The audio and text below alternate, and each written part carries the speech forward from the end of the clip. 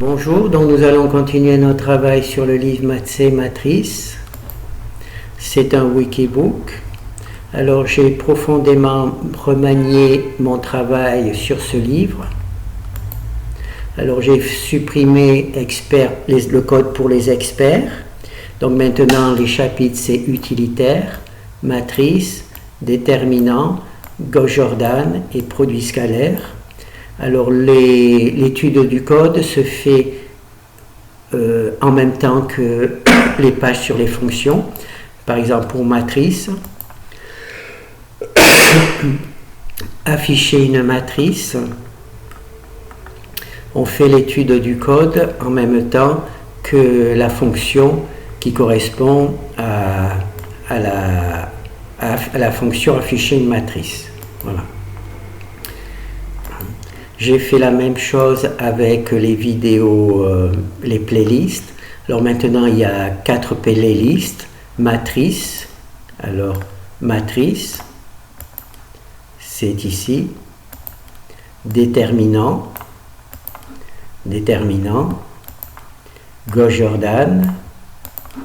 Gauss-Jordan. Et produit scalaire. Produit scalaire. Voilà, donc j'ai bien mis. Alors dans matrice, naturellement, il y a aussi les utilitaires. Alors j'ai essayé de même changer certains noms pour que ça corresponde bien, qu'il y ait bien un lien entre le livre et les différentes vidéos. Voilà, donc ça c'est le travail que j'ai fait. Alors en regardant ce travail, je me suis aperçu que parfois j'avais oublié une petite vidéo. Alors je vais fermer celui-là. Alors, c'est par exemple le cas dans le répertoire Gauss-Jordan. Trouver une base pour. Alors, je me suis aperçu que j'avais oublié un exemple, une vidéo pour trouver une base pour un espace ligne de A par réduction de ligne. Alors, trouver une base, ça veut dire un ensemble de vecteurs linéairement indépendants. Un espace ligne de A, c'est-à-dire qu'on prend chaque ligne de A, il faut donc trouver une base pour cet espace ligne. Par réduction de ligne, ça veut dire que l'on va utiliser Gauss-Jordan. Donc on va voir ça matériellement.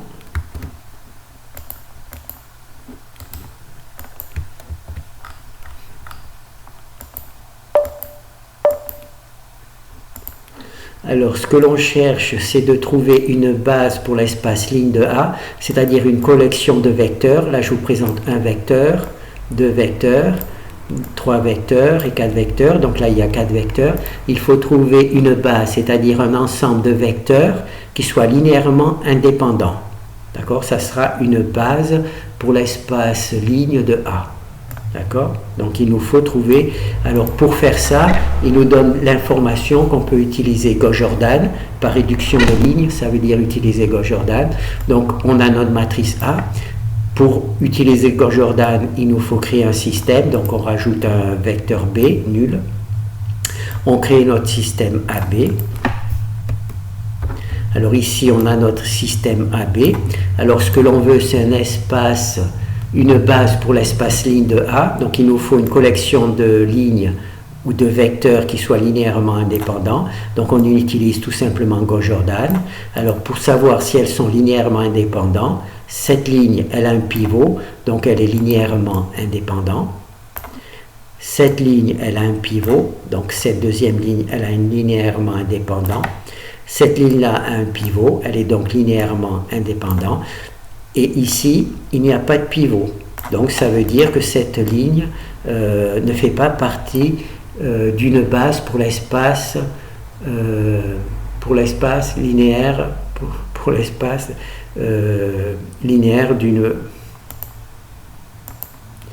pour une base pour l'espace ligne de A. Il n'appartient pas. Donc ici, on a nos 3 vecteurs. Je les ai récupérés ici, j'ai supprimé la ligne qui n'en faisait pas partie, et là j'ai donc une base pour l'espace ligne de A. Ce sont 3 vecteurs qui sont linéairement indépendants, ça c'est Gauss-Jordan qui nous le dit, donc on a naturellement supprimé le 0 puisqu'on n'en a plus besoin. Donc ici on a une ligne, un vecteur, Et ces trois vecteurs, qui représentent chacun une ligne, sont linéairement indépendants et représentent une base pour l'espace ligne de A. Donc on va faire un deuxième simplement. Bon, on va faire le dernier. On ne fait jamais le dernier, donc on va faire le dernier. C'est peut-être le plus intéressant, puisqu'on ne le fait jamais.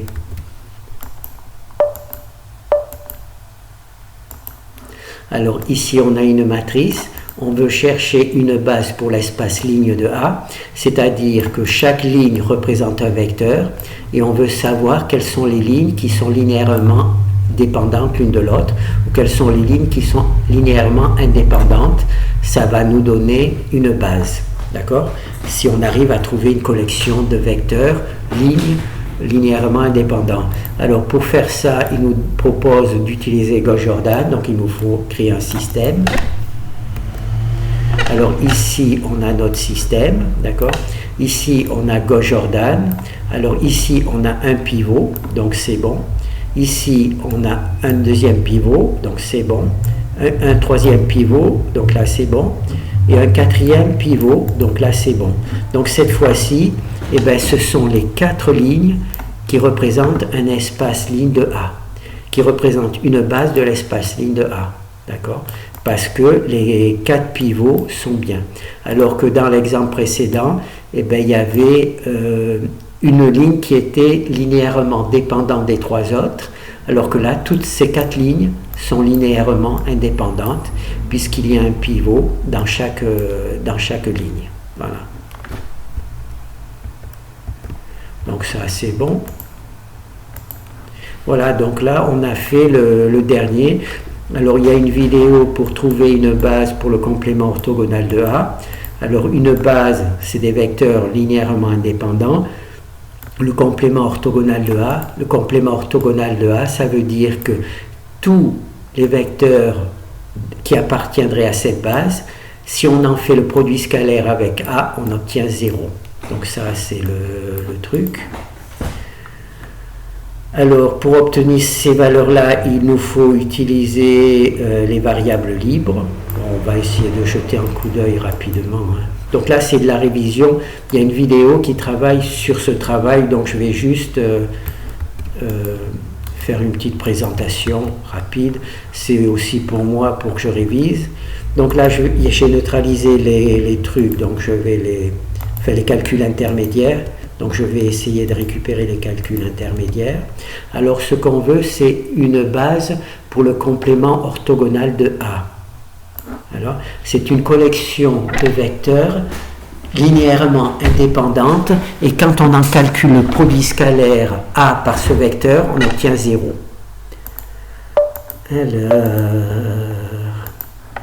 Alors ici on a notre matrice, d'accord? Alors, ce que l'on cherche, c'est une base pour le complément orthogonal de A. Donc, on nous dit qu'il faut utiliser Gauss-Jordan puisqu'il nous faut les variables libres. Alors, ici, on introduit un vecteur et ici, on crée notre système AB et on va essayer de calculer les variables libres. Et ce sont ces variables libres qui vont représenter une base pour le complément orthogonal de A. Alors ici on résout le système, d'accord? Alors on s'aperçoit qu'il y a une ligne de 0, ici il y a un pivot, ici il y a un pivot, et donc ici il y a un pivot, donc il y a une ligne de 0. Donc ça va représenter une variable libre, d'accord? Ensuite, ici il y a une colonne, 2 colonnes, 3 colonnes, 4 colonnes, 5 colonnes, 6 colonnes. Donc si on veut introduire les variables libres, il faut qu'il y ait 6 lignes. Alors là, il n'y en a que 4. Donc il faut en rajouter 2. Donc ici, il y a nos 4 lignes, plus les 2 que j'ai rajoutés, d'accord? Alors, ici, il y a un pivot, d'accord? Le pivot, là, ici, il y a un pivot, d'accord? Et ici, il y a un pivot. Donc les pivots, ils sont pas les uns derrière les autres, c'est pas grave. Alors ici, on a une ligne vide, ça va donc être une variable libre. D'accord? Il va y donc ici avoir une variable libre. Ici, c'est la fonction qui a rajouté les lignes qui manquaient et les colonnes qui manquaient.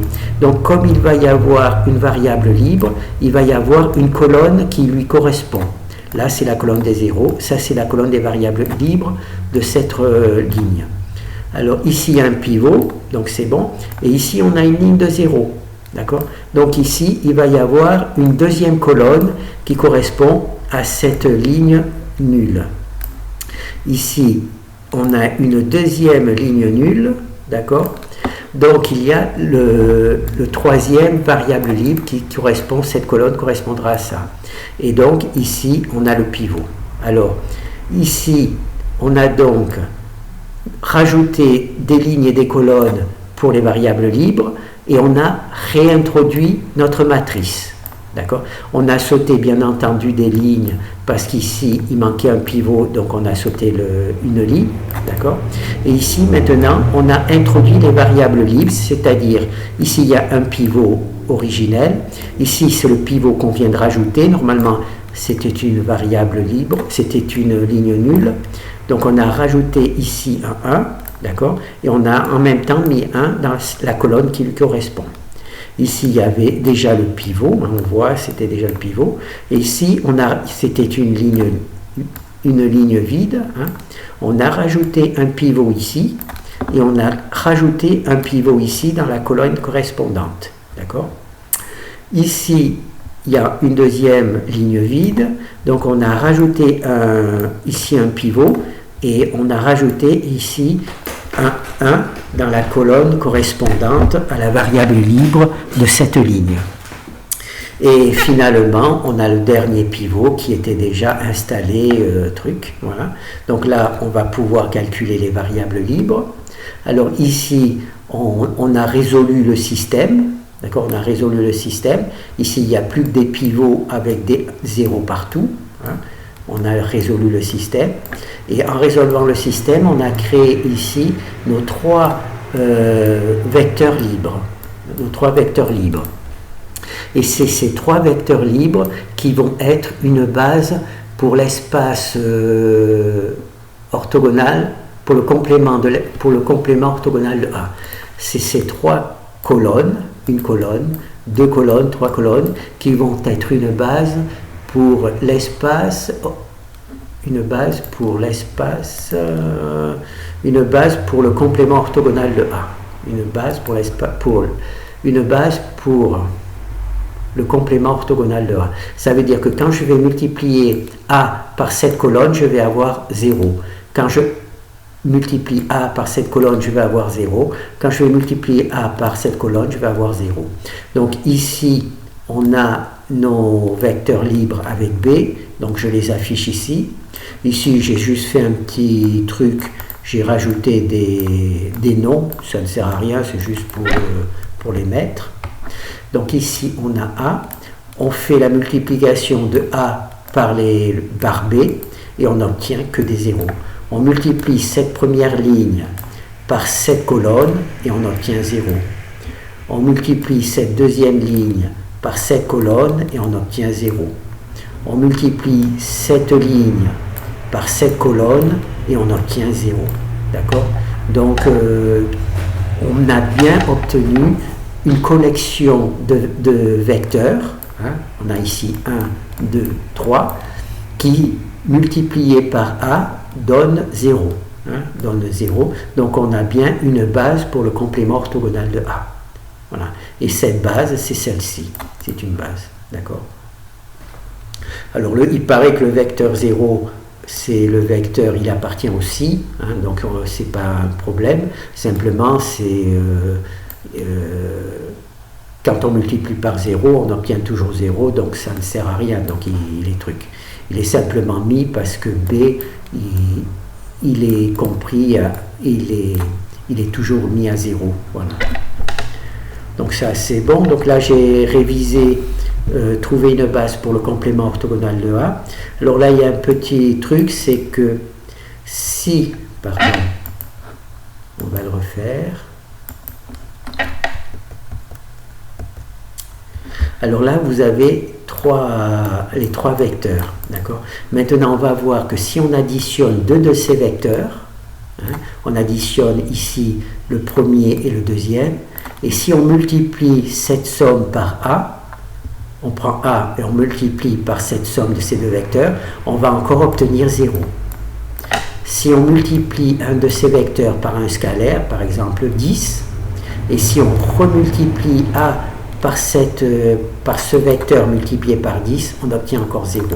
Ça, c'est ce qu'on va voir maintenant.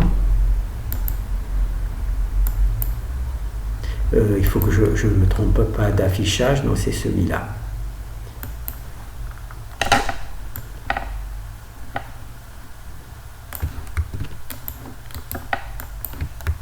Donc là, c'est une révision, puisqu'il y a déjà des vidéos dessus. Moi, ça me permet de réviser, c'est pour ça que je fais ce travail. Alors, la matrice A, la matrice B, la matrice AB. Alors, toute cette partie-là qui était visible dans l'autre, là, je l'ai mis là sans affichage, pour avoir directement les résultats.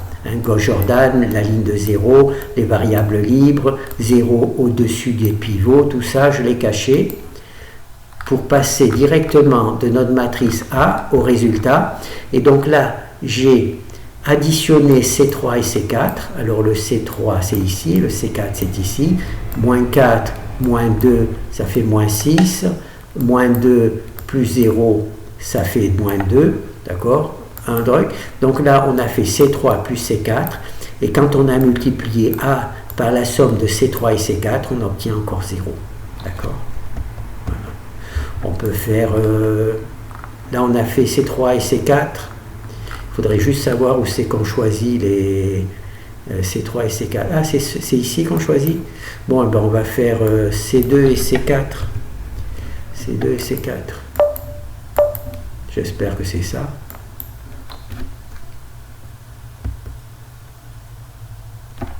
Alors, on va faire C2, c'est celui-là, 3, et C4, 2. Donc 3 et 2, 5. Donc c'est bon. 1, ça fait 1. Donc là, c'est bon. Donc on a bien pris la somme de ce vecteur-là et ce vecteur-là. On en a fait la somme, on l'a multiplié par 1, on obtient bien 0. Voilà. Bon, ça c'est bon. Il faut montrer aussi le produit, j'espère que c'est celui-là avec le produit. Là, on a vu qu'on peut additionner deux vecteurs et on obtient toujours un truc orthogonal. Alors là, il y a A. Alors là, on va multiplier par un scalaire. Donc il y a B, il y a AB. Donc là, on va prendre la troisième colonne, c'est celle-ci, je pense. On la multiplie par 4, oui, c'est 4 fois 4, 16, donc c'est bon, on la multiplie par 4. Et quand on prend le produit de A par C3 multiplié par 4, on obtient encore le vecteur nul. Donc ce vecteur-là est encore orthogonal à A. Donc ça c'est bon. Donc là c'est une révision, hein, c'est pour ça que ça va vite. Alors donc là c'est 1 c'est bon, 2 c'est bon, maintenant c'est trouver une base pour l'espace colonne de A. Alors ici on avait cherché, c'était le but de la vidéo, une base pour l'espace ligne de A.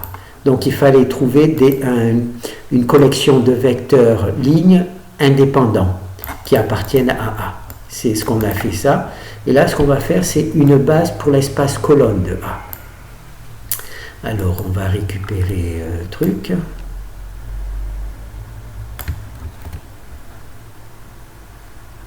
Alors, la position des pivots de AB donne la position des colonnes de A qui forment une base pour l'espace colonne de A.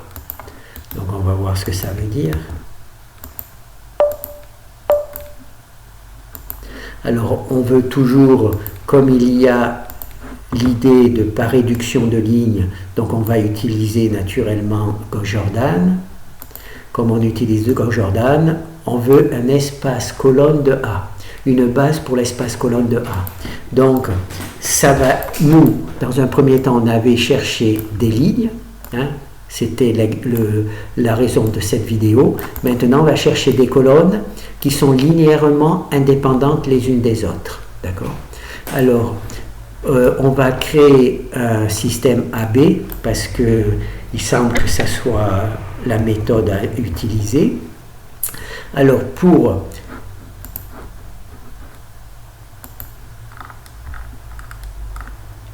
la position des pivots de AB, la position des pivots de AB donne la position des colonnes de A qui forment une base pour l'espace colonne de A. Donc là, la position des pivots, ici un pivot, et bien cette colonne-là appartient à une base de l'espace colonne de A. C'est pour ça que je la rentre ici, parce qu'il y a un pivot. Ici, il n'y a pas de pivot.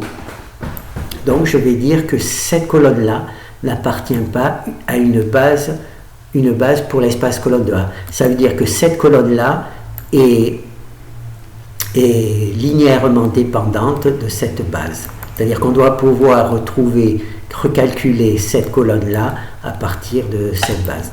Alors, ici, on a récupéré la première colonne. La deuxième colonne, on ne l'a pas récupérée. La troisième colonne, ici, on la récupère parce qu'il y a un pivot. Donc, on récupère, elle est là. La quatrième colonne, on ne la récupère pas parce qu'il n'y a pas de pivot. Et la cinquième colonne, on la récupère parce qu'il y a un pivot. La sixième colonne, on ne la récupère pas parce qu'il n'y a pas de pivot. Donc on a récupéré la première, la troisième et la cinquième. Voilà. Et ces trois vecteurs colonnes représentent une base pour l'espace colonne de A. Les colonnes qui ne sont pas ici sont linéairement dépendantes de ces trois.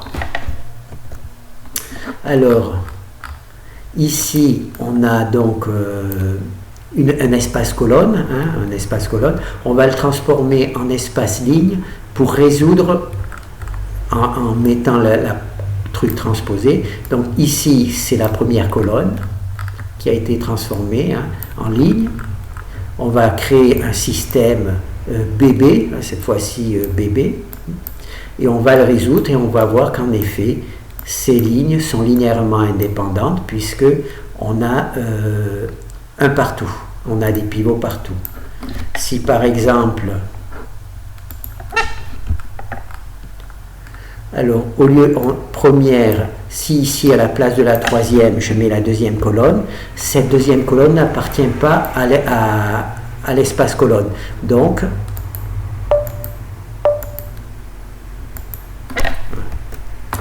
voyez, là j'ai récupéré la deuxième colonne, alors que la deuxième colonne n'a pas de pivot. Donc elle n'appartient pas. Et en effet, on a bien une ligne nulle. Ça veut dire qu'il y a ce système-là est linéairement dépendant, c'est-à-dire qu'il y a une ligne qui dépend des autres. Et donc ici, on a une colonne qui dépend des autres. En effet, cette colonne, c'est tout simplement celle-là, parce que j'ai décidé de prendre la deuxième colonne alors qu'il n'y avait pas de pivot. Et bien maintenant, je me retrouve avec un Gauss-Jordan qui a une ligne de nulle. Ça veut dire que ces lignes sont linéairement dépendantes. Il y en a une qui dépend des autres, de deux autres. Maintenant, je remets 3. Je remets 3. Voilà. Donc là, j'ai bien, il faut que je regarde, j'ai bien récupéré la troisième ligne, parce que la troisième ligne, ici on a bien le pivot, j'ai récupéré la troisième colonne, parce que le pivot est bien à 1, donc là je l'ai bien ici, c'est la troisième colonne. Et maintenant, ces trois colonnes, quand je les ai transformées en ligne et que j'en ai fait un système, cela me donne bien un système linéairement indépendant puisqu'il y a 3 pivots. D'accord ? Voilà. Donc ça, c'est bon. Est-ce qu'on a tout fait ? Oui. Donc là, on a vu trouver une base. Alors, trouver une base pour le complément orthogonal de A. Alors, une base, ça veut dire des vecteurs linéairement indépendants. Orthogonal, ça veut dire que quand on en fait le produit scalaire, on obtient des zéros. Pour cela, on a utilisé les variables libres. Et ce sont les variables libres qui se sont retrouvées comme une base pour le complément orthogonal de A. Donc, pour trouver une base pour le complément de A, il faut calculer les variables libres du système. Et s'il a des variables libres, ces variables libres représentent une base pour le complément orthogonal de A. Là, on a vu qu'on pouvait additionner deux colonnes ou multiplier une colonne par un scalaire, et le résultat était encore orthogonal à A. Donc ça, on a vu. Alors là, c'est une base pour un espace colonne de A. Donc ce qu'on a vu, c'est qu'on résout le système, et toutes les colonnes dont le pivot est égal, on résout donc le système, et toutes les lignes qui ont un pivot correspondent à une colonne de A. Donc si dans la première ligne, je m'exprime mal, la position des pivots de AB donne la position des colonnes de A qui forment une base pour l'espace colonne de A. Donc la position des